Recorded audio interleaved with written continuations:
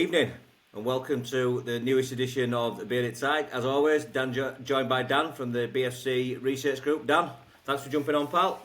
Pleasure to have me, mate. Well, pleasure for you to have me. Sorry, jeez, can't get my words out. That's a good start. A good start, mate. Solid start. So, we're going to touch on the Lincoln game. I was actually thinking about, well, I wanted to do it on Wednesday, but unfortunately, Alroz's training didn't finish well 8, and then I worked home while 9, so it got a bit too late. And then both of us were busy last night, so tonight it is.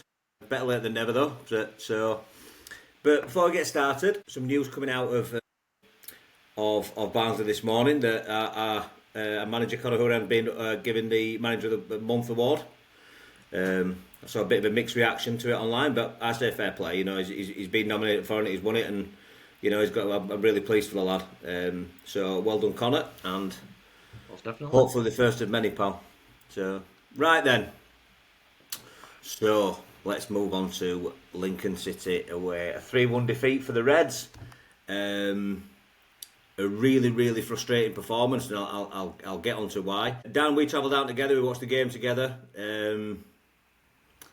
Yeah, for me, such a frustrating performance because at times we played well. It weren't like it were an overall terrible performance. I thought, you know, the first 15-20 minutes of the first half, we went toe to toe with Lincoln. It looked like we both said, didn't we? Said it looks like it's gonna be a good game. This because it were back end. It were you know it were to and fro. It were end to end. It were lucky. You know, Lincoln looked like they were playing well. We were playing well. We were putting some nice passages of play together. And then in true fashion that's been plaguing us all season, we don't seem to be able to play longer than 15-20 minutes of different parts of the game where we can play well, and we really went into a shell. This is first half, by the way. It's so strange because, you know, it's like watching different players on field. They go from like being looking brilliant to absolutely fucking useless, and there seems to be nothing else in between. Yeah, There seems to be no else in between. It's like the far ends of this thing where they're playing brilliant or shite, and it's like I can't work it out what this bit in the middle is, and we need to be able to do yeah. this bit, but we don't seem to be able to. And then you know, and then we go and concede, and we go in at half time 1-0. But what we all view of the first half, Dan? Well, I mean, I've just put, I've just been jotting down a few notes trying to jog my memory. I mean, I watched goals back when we got, when I got back, and yeah, I mean, there just seems to be. There seems to be what really was downfall. I think it's just lack of composure. I mean, like getting when we got ourselves into good positions, final ball weren't there. You know, maybe take wrong decision. I think Yeah, when Vimmel had that chance in first half. I think if you look back on it, I think he would have probably been better squaring ball or putting it to side area and giving somebody else a more clearer shot at yeah, goal. Um, but first half, I didn't think it was too bad. His build-up play weren't too bad. I think yeah. Lincoln's first goal. I mean, well, I watched that back and I thought it was a good goal in stands, and it looked even better.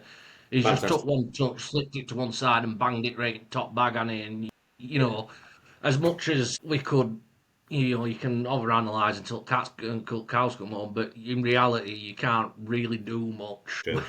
when a player's in that when a player does that. But you know. And that I mean that were it for first half. Just probably we could have been better going forward. But yeah, I mean I'll let you cover second. I'll let you get on. We'll get on to second Yeah, half. But I think the key point were around composure really. absolutely, mate. And I do agree with you, pal. I do. You know that the fact that we broke so many times. I kept saying to you that break is on, and we're breaking really well. And you know some of the passages players to get into those positions were really good, but we just couldn't find that killer pass. We couldn't find that ball through. We just seemed to play the last ball, and not talking like that. Either the pass to go through to the next stage of the attack, or even that killer pass to make sure that put us through into a really good goal scoring opportunity. And we just seem to give it to a red and white shirt all the time. The amount of times Yeah. that we got into good positions and we pass it either too close to a defender or it'd just be too hard or whatever. It just didn't quite work out. But the signs were there that at times we were putting some nice stuff together, and if we could just find that pass, I Yeah, thought that we could get back into the game. I certainly didn't feel at half time that we were completely out of the game. I thought if we come out and get a good start, um, we can get back in it. This, but yeah, we did say, didn't we, at half time? He needs to change it. He needs to do something. We need to change it because back at that last sort of 15, 20 minutes at half were a bit of a slog. yeah, You know, you could clearly see that Vimal wasn't playing very well. Unfortunately, on Tuesday night, he was just a bit all over the place. Like you said, he squandered that chance where he either should have squared it or certainly gone across goal. Going for near post were just, I don't know. I think he sliced it. If I'm being honest, I don't think he's purposely gone for near post. I just think he sliced it and it's gone to the right hand yeah, side of the post. But anyway, it was quite clear we needed to do something different and give Connor his due. You know, we come out, there's no Neil Farrugia warming up, and we think, right, okay, he's going to go out on. I didn't know if he was going to go out on left wing and stick clear over to right. As it happens, he went on the right wing and took place of Vimmel. And I think it really did give us some more width. It gave us some more width, and what we also started doing at the start of the second half was, for me, when Phillips were trying to play the switch balls across to Cleary, they were going across a lot quicker. They were a lot yeah, flatter and they're getting a care quicker because the problem in the first half when we were trying to switch it was the ball were looping up. And this used to plague us last season. The ball looping up, but obviously when it loops, it's got backspin on it. It just takes time for it to get over and it lets the defender get back and then it can get an header in it. Or if it does get to Cleary, yeah, defender's right on him and he's got no space. However, he had a little bit, it was getting across to him quicker. So then we had that gap and he had that gap to then do what he needed to do. And we started to create chances. We had a couple of good chances early on in yeah. in second half. Cleary had that one. The keeper made a good save down to his near Yeah. post. And I thought we looked really good. We started to look like we were getting back into the game. It was a complete, a really, really solid start to the half. And eventually, when we got back into the game, great goal. I have to say, I thought it was a really well worked goal. We thoroughly deserved to be back in game. Yeah. We'd put crosses in. We were pushing. We were putting some really nice passages of play together. When we scored the goal, the ball had gone in, and then it come back out again to Blandy, and Blandy's put a great ball in, really low, really hard. DKD's there, right where right where you expect your striker to be, and tucks it away. And it was like brilliant. We're back in game, and Yeah. absolutely deserved to be back in the game at that point. Hmm. And then what can I mean? Well, An this is the absolute thing. moment of madness, Dan. Just a Yeah, and complete. I've never I seen think anything like it, mate, from professional footballers. And I'm going to touch on a bit later because about the third goal as well, about what's happening with our defence. But I mean, what can you say about that second goal, Dan? Give us your view on it, mate. well, like you said, I mean, I completely agree. I think one thing that were evident after our time, tempo had picked up. We wanted to get the ball moving quicker. Yeah, We were taking a bit less time on ball, trying to pick that pass out. Going back to pretty much an old style, a bit more an old style of playing from as previous, where we'd try and pass it right box and try and find that pass. But we were but there were a lot more tempo to his play, yeah, yeah, and Lincoln really struggled with that. And I think that I mean, with Lincoln, they were very much where they would very much try and press you, try and take the ball off you, and then that would launch the counter attack, which is what caught us out in first half. So, yeah, well, like you said, we got goal. And then, I mean, second goal. I mean, this is why I said, composure. It seems like it were a constant theme at game where we failed on because, they passed it back to goalkeeper and Lincoln are not. I wouldn't say that they were massively. I'd say that they were an energetic team that didn't necessarily like to play on front foot, but they were very inventive with the way that they did use the ball, and they don't mind trying to bang it over the top of the yeah, yeah, over top of the fence. And unfortunately for us, we made it incredibly easy because they'd obviously felt like the momentum swings in the game, and if you want to use a more modern term, the vibe was there to try and get a second goal, and try and go out and get all 3 points. And I think they just put themselves in that position, thinking that the ball was going to go either out on wings, going on wings. They didn't expect it to go straight over the middle, and I mean, fair play to the goalkeeper. As an assist, it was bloody brilliant yeah. from It him. weren't a difficult It one. weren't good enough, and Connor summed it up finally. It was a moment of madness, and it was a moment of madness. And then we get on to I mean, what were it? 3 minutes, 2 minutes, 3 minutes later. 2 minutes after they'd scored, yeah, with 3 minutes after we'd scored, Yeah, we that were another one where they picked apart as another aspect to his game that weren't very good. We're passing it out from back. We didn't look yeah. confident doing it all game. We looked really uncomfortable. Yeah, we'll touch on that in a bit, mate, about the passing out the Yeah, back, because it's and about the defence as well. Yeah, about yeah, what it's making us look like as a football club. But go on, mate. Sorry. yeah, they exposed us. They exposed his error again. But I mean, the player, I think his name were Hackett. I think he got both goals for Yeah, Lincoln, two at three he goals, got and he first had and a third, brilliant mate. game. Yeah, he got first and third. He literally ball came across and nobody were there on far post to even anywhere near him. And your Aussie pointed it out. He literally crouched and just went like that. It was a more Yeah, simple finish, but then I mean, if Barnes were doing that, I'd say good work. You know what I mean? And it was good work by Lincoln, but I think the story of the game was when you play a team like Lincoln who were high up the table. There's a reason why I like that, and two, that they'll expose every mistake you'll make. And unfortunately, from a composure perspective, maybe even from a tactical perspective, we weren't at the races to go full 90 minutes yeah. where we wouldn't make a mistake of some sort, and I think that massively cost us in the ending. It really did, mate. The second goal, I mean, I've never seen anything like it. We were all screaming at game. We thought it must have been offside. It weren't offside. In fact, they were quite No, comfortably onside. They were quite comfortably onside. But they just, I mean, I can't even think of a reason why they did what they did. I can't even like look at it and think, oh well, maybe they were trying to do that. They just all ran forward, and it weren't even in like a line or an organised line where they thought, let's all push together and try and win this ball back up top and try put pressure on again. I don't know why they just didn't get back into the normal positions like you would from a go, like you would from a kick off. And like Connor said in his interview, just settle down for a couple of minutes, 2 3 minutes, and get back to not what you really. were doing because we were on top. And they were just all stood together like a gaggle of them, stood, and they just went forward all together and left it open at back. And that keeper had been doing it all game from his own area as well, by the way, knocking that ball up at top, and often too hard. He would put it into touch, or putting it, going straight through to Murphy Cooper. So they knew we had a decent kick. He was only halfway in his own half.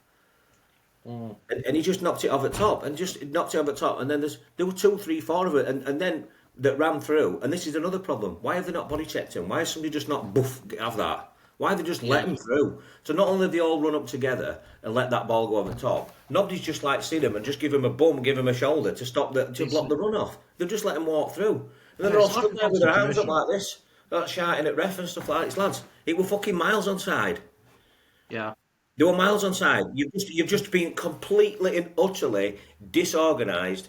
And I've seen so much stuff online this week, saying stuff about Connor and things like that. You tell me, having any other manager in the world with that team could have stopped them doing what they did. Because he certainly hadn't told them to do anything like that. It was just a complete, utter moment of madness.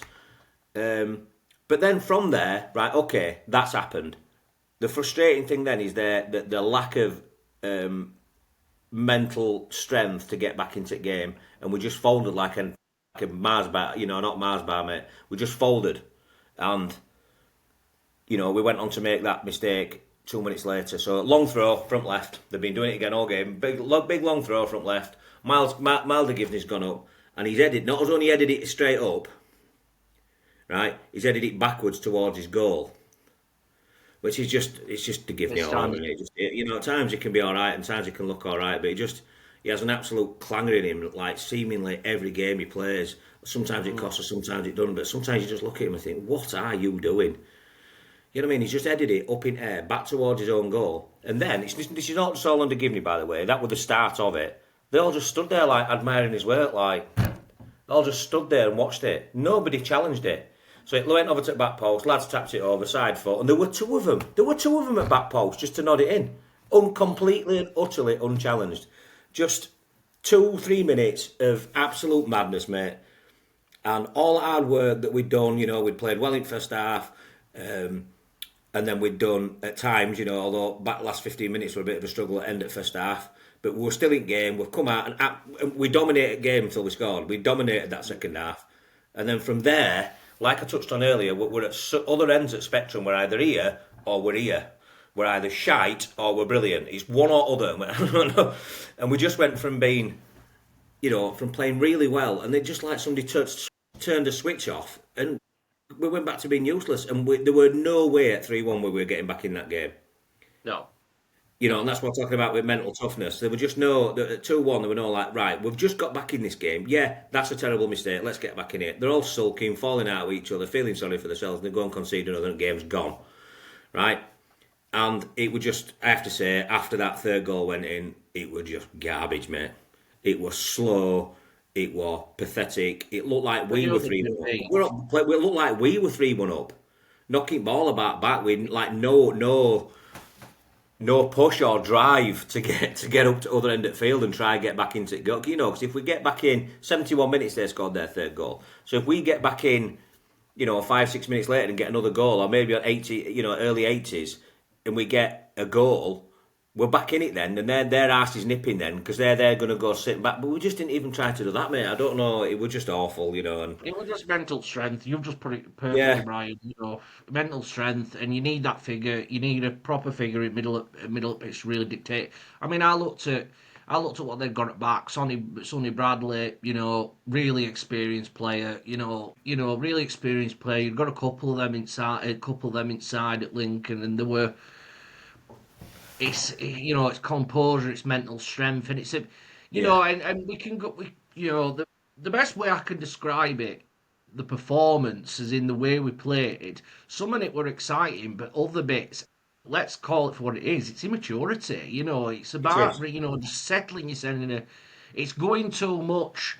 When I mean immaturity, I mean what they did is that they went with the momentum of the game and they got consumed by momentum in the game and where the pendulum was swinging. You can't really do that. You've got to keep calm in those situations. Totally. And I think as well, Ryan, you've got a fairly youngish squad there as well. Youngish, mate, but there's still a lot of experienced heads out there. Other night, mate, there was still a lot of experience. There is, but I mean, you've got Jack Shepherd, who's don't get me wrong, a fantastic defender. I really like Jack. And he's played really well. He's played really well in some games, in some games, and he's been brilliant. But he's still adapting to those sort of this sort of level. It's going to take him a while to be that defender, that solid League One defender that we know he can be. You had Kelly. You've got a few other players in there that whilst you can tell that they're genuinely good players. Yeah. They need to be a bit more. They need to keep calm in these situations. I mean, the amount of times we've done this, Wickham, even to a point where when we beat Reading, were it 3? Three. We 3-0 up, 3-1 up, or 3-0 up. 3-1 it was. It went 1-1, then we went 2-1, 3-1. Yeah. Yeah, and it's cruising. Don't just keep your shape. Don't try and do outs. And in all honesty, Ryan, I thought we'd got over this. I mean, we Stockport match, all right, we conceded, and but it would come in, and there was some stuff that happened in game that maybe we could have tweaked a little bit differently. But I looked at Stockport and went, you know what, they're a good side. They could bring a lot. They brought a lot off bench. Brought some decent talent off at bench. Sometime, and we're at a stage where we can't really compete with that at the moment. However, having said that, I thought that the defence and both Roberts and Shep had a great game, and they were fairly composed. Now it's like we're reverting back to Saw, and it's a little bit worrying. It's a little bit worrying. Yeah. But you've got to move on, you can't take all away from Lincoln. I was quite impressed with them, to be honest. They're really solid, mate. They're really solid. Yeah, once they got that lead, there were no way they were letting us back in. No way at all. Oh yeah, 100%. Once it got 3-1 up, that were it. It was shut the doors, and they just managed us quite easily actually as well. But for me, Dan, it was just more about. It's been happening a lot. And it's not just about defensive errors. It's comical defensive errors, and it's embarrassing. It's like watching idiots play at times. The stuff that we've done and the defensive mistakes, not just this season and last season as well. we have to. I'm actually going to do a show about the January transfer window and what we need. So I'm not going to go and what the ins and outs and what we expect. I'm not going to go too much into it, but the priority has to be a defender. I know we need another striker in. I know we do. We're not struggling to score goals, mate. We scored 27 in 16. We're not struggling to score goals. We are struggling to at the back.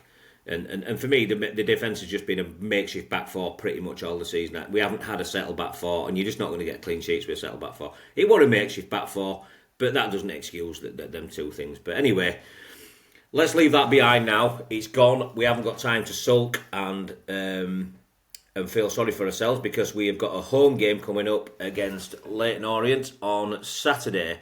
So I'm just going to bring up their stats. So 2 seconds, pal. So, can you see that all right, pal? Yep, can see that fine, buddy. Right, okay, lovely. Right then. So, looking at Leyton Orient stats, they, as you can see, they're fortunately away form. So they played 19 games in total. Sorry, Dan. They played 19 games in total, mate. 10 at home and 9 away. I actually thought Leyton Orient would be doing a lot better this season. They're on 19. The Me 19. They also. played. Yeah, they played 3 games more than us, mate. But they find themselves, a couple of places behind us, which is, it's they're on the same points, but they've played three more games than us. Their away form does look pretty poor. I think the last couple they might have done a little bit away. I'm not too sure, but they've lost. They've won 3 from 9. They've lost 6. The big thing is they've only scored 14 in 9 games, but they've conceded 20, which is more than two. It's averaging more than 2 a game. So if you're averaging more than 2 a game, you've got to go and score 3. They do score a lot of goals, though. If you look at the overall here, they've scored 30, but they've conceded 30. So they may be an exciting team to watch, but I imagine as a Leyton Orient fan, they might be pretty frustrating to watch because that's obviously ultimately what's killing them really and keeping them in 12th place is the goals conceded. Unfortunately, the vast majority of those goals, the goals have conceded, have been away. So that's interesting to see where we're going to be on how that's going to play out at home. So we'll look at the league position. Let's just have a look at the last few results. So I think they were a bit unfortunate on Tuesday night against Luton. Just give me to turn that off. Against Luton, they conceded, I think, about 90 plus 4. It might have been about 90, 95, 90 plus 5, 90 plus 6. I thought they were really unfortunate there. That would have been a really good win against Luton because it looked like they were going to get a result. But Luton just nipped one at the last minute. It sounded like, from what I've seen, that Leyton Orient were much the better team. But they've ended up not taking all 3 there, so I imagine they're really frustrated with that. Brilliant away win at Burton recently. A draw with Blackpool at home, a struggling Blackpool at home. They've beaten Exeter City. They've lost to Wickham away. So you can see why they are where they are. They're very similar to us, as in the way that they're just they're consistently inconsistent, a bit like Barnsley. Yes. So it's going to be Well, interesting to see I'm what glad you happens. just made that comparison. Yeah. So 2 seconds, mate. I'll just come out of that and stop sharing. We'll go back to that. So yeah. So what's your thoughts on Saturday, mate? Well, I mean, looking at them, I mean, they're quite similar to us in a Yeah. way. You know, inconsistent. Slightly inconsistent. They've got goals there, but they do concede but they do concede a fair few. So it's going to be an interesting game. I think it's just a case of working on what we failed on against Lincoln. Not being a bit more dynamic. The way that we're in his build-up play, and what I mean by that is from the back, especially playing out front back, especially. Yeah. I think we should have really scrapped that after the first half, if I'm brutally honest, and tried Yeah. to convolute their midfield a little bit and keep that structured back for Yeah. keep back a little bit more structured. So it's just going to be a case of working on things that we've sort of failed on really, and trying to keep that and trying to whether when they're on top or momentum swings, it's about keeping calm and trying not to get too carried away, and us taking his chances. Well, it is there for taking. It Yeah. is ours for taking. They have conceded a lot of goals away from home, So yeah, I Yeah, think from this borderline must win attacking, for me, Dan. Borderline must win. I think we need to I take. mean this, If I'm being honest, mate, I think if we're going to be any to keep, because we will stay mid-table if we keep doing what we're doing. So I think we yeah, need to win the next three games, mate. We need to beat Leyton Orient, we need to beat Exeter, and we need to beat Mansfield at home. But that said, mate, so come Saturday, any changes? I hope Robbo comes back in. I yeah, really do. I hope Robbo were on bench. I hope now he's whatever he's that little knock that he had that he's gonna be coming back in because I think we really missed. I think them two have been pretty solid as a pairing for the most time, and I think we missed that experience. A bit of that experience dead. I'm not sure whether Rob would have let that happen on Tuesday night, but that's by the by. Unfortunately, Georgie Gent won't be playing at left back, so it'll be interesting to see who he does put at left back on Saturday. He said in his interview that George is carrying a bit of fatigue because he played the Twins game and then the Peterborough game, and he's carrying a bit of fatigue. And I think that's the right thing. It's as frustrating as it is for us as fans, because I think Georgie Gent can really do a job for us down left, but it's just coming back from such a horrific injury like an Achilles tendon tear. We need to manage him back into the team. But hopefully, he mentioned that Jallo could be in the first team, so hopefully let's see Jallo come off the bench and do something. It shows what Jallo can do. I think we've really missed him this season. I think he's a really good attacking option to come off bench. So hopefully Jallo's in the squad too. Connor's out. Luke Connell, sorry. He's picked up his fifth booking with a bit of a pathetic dive, I have to say, on Tuesday night. So I mean, nice. listen, Luke is always players like that are always going to pick up yellow cards and always going to be they're going to pick up suspensions. It's just the nature of the role that we're in. It's just a bit frustrating that's when you're on 4 yellows. You know what I mean? That you go and pick up a yellow like that. But again, we've covered Lincoln game. It's done. So who would you bring into midfield, mate, for Luca? Would you put Bland? I think I'd probably put Blandy in there myself. Yeah, so it'd be Blandy. Well, obviously you've got a gap at left back, so it will probably be my instincts will probably be better, and then Yeah. Shift Blandy into midfield. Yeah. So yeah, shift Blandy into midfield, and I'd be interested to see how he performs in Luca's role actually. Yeah, we can play the six card. He is a natural six, he's Blandy, so he can. I think he's the only natural six at the club, really, with Luke Mm, Collins, so he can play the role. Although Adam Phillips did play it the other night, and then I'll probably play with Phillips and Patrick Kelly, and then maybe on the right. No, Yoga's probably not done enough to be dropped, really. But it'd be interesting to see whether he plays with Neil Ferrugia and starts from right, considering it gave us that. It gave us so much width, but. I guess we'll it is see, going to mate. be. We need a positive outcome on Saturday. I think we need 3 points, mate. On Saturday, we've got to come back. We've got to beat them. Their away form is sketchy. They concede a lot of goals. They score a lot of goals. I think it's going to be interesting. So that said, what's your score prediction? I'm going to be ambitious. I'm going to go for a 2-0.